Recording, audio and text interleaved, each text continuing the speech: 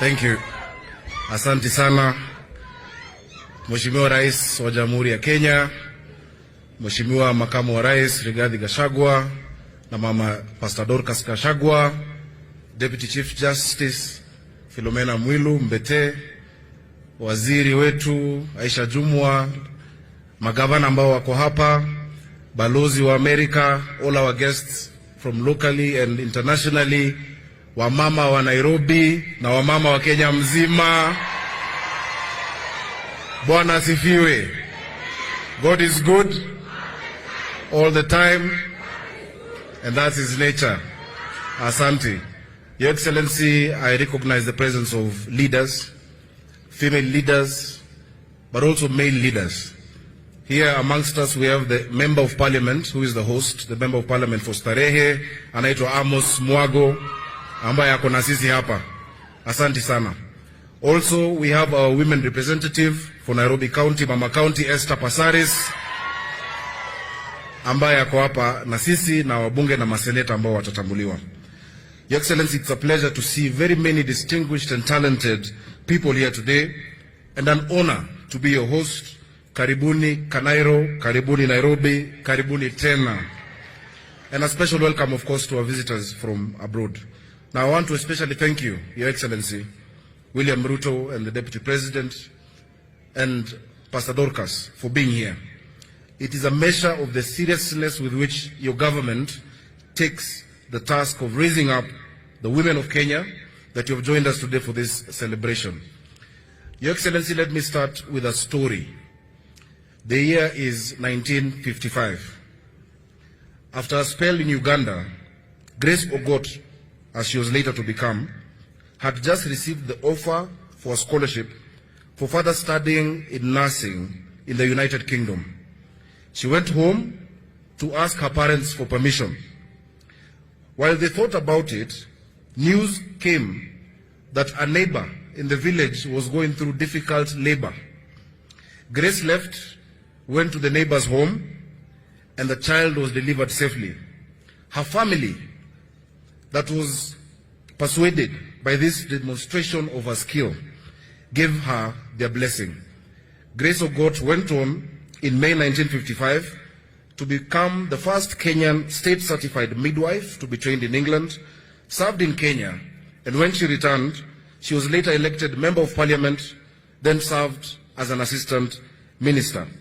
I know a few examples, better examples, of the transformative power of education and knowledge. Grace Ogot's education freed her and led her to serve her country through a long and productive life. The story of Grace Ogot needs to be the story of Jane Kigo of Dandora, needs to be the story of Washiko, needs to be the story of Akinyi in Kibera, it needs to be the story of many more of our women. Your Excellency, our theme this year is transformation for gender equity through technology and digital education. We can make that theme our own by reflecting on Grace Ogot's own life and asking how we, especially those in leadership, in Parliament, in the assemblies, in the Senate, can make it possible for more of our young Kenyan women to make the sort of difference that Grace Ogot made in 1955. The first thing we might take from the story of Grace Ogot is that she was given the opportunity to learn a badly needed technical skill. Today, Your Excellency, not enough of our young girls are able or given the opportunity to learn technical skills in school. We must give our young girls the opportunity to do so, to gain the experience in technology that they need to make their way in the world. As it happens, Your Excellency, right here in Nairobi, we have a number of programs to close gender gaps in technology. But let me single out Akira, for instance. For the praise over the years, they've reached out to girls across the country. They've taught them the skills they need to make a start in ICT, and they've asked the beneficiaries to pay the favor forward by mentoring and helping others. What we leaders need to do is to expand that model. We can encourage the partnerships with universities and with colleges and industry to make sure that these programs are possible.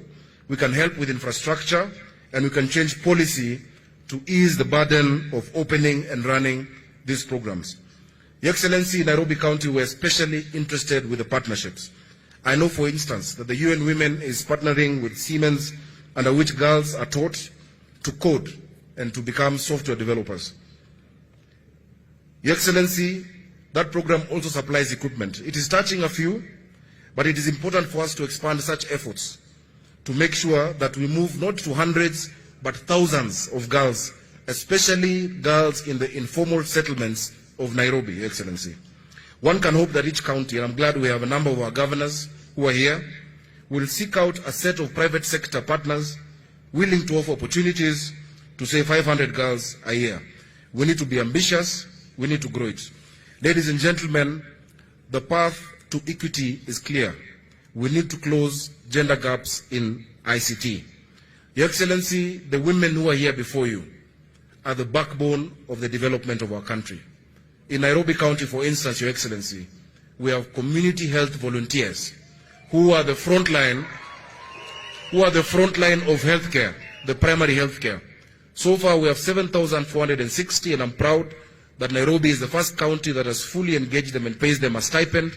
Your Excellency, we are grateful that you promised us as the Council of Governors that you're going to match what the counties do so that we can have more CHVs getting money. Ile pesa tunapatia CHVs, tukiwalipa vizuri wafanye hiyo kazi kule mashinani, inapunguza ile pesa tunatumia kwa mahospitali, Your Excellency.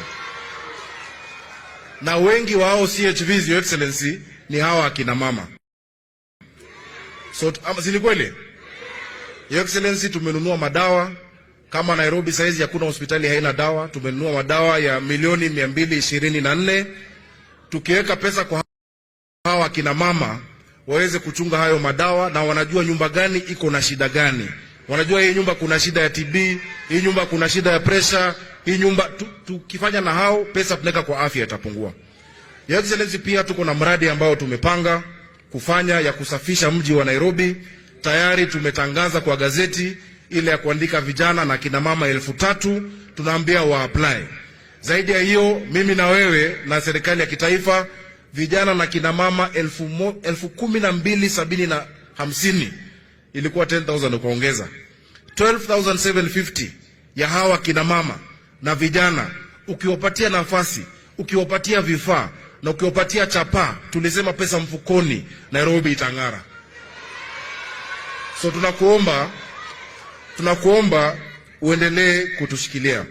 Ya mwisho, Your Excellency, unakumbuka wakati nilikuwa mbunge, ilikuwa mwaka wa 2015, nilileta mswada bungeni ambao ilisema 30% ya biashara zote zipewe kina mama, vijana na wale wanaoishi na ulemavu.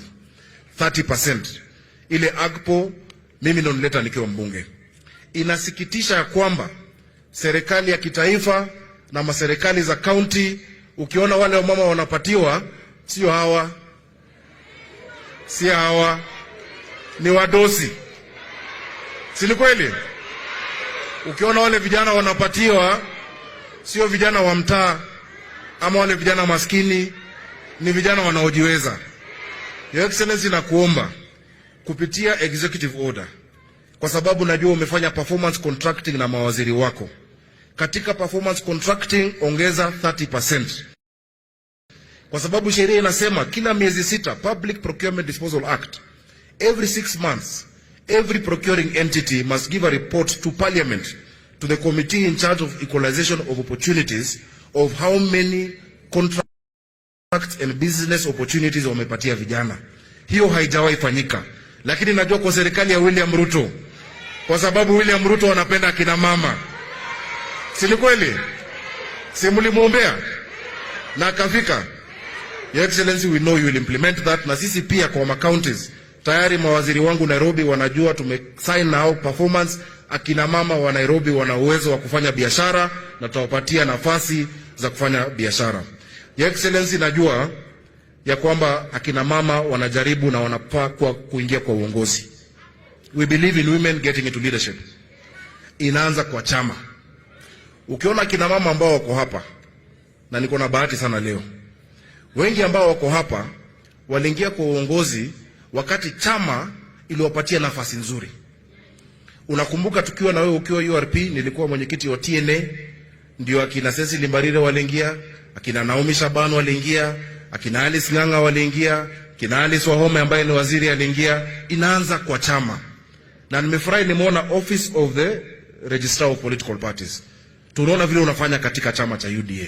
Zungumza na wenzako, wapatie akina mama nafasi katika chama, an equal and fair playing ground, ili akina mama waweze kupata nafasi. Na pia wanapoingia, because your excellency, our claim to democracy is tainted when half of the team is not on the pitch. What democracy are we talking about?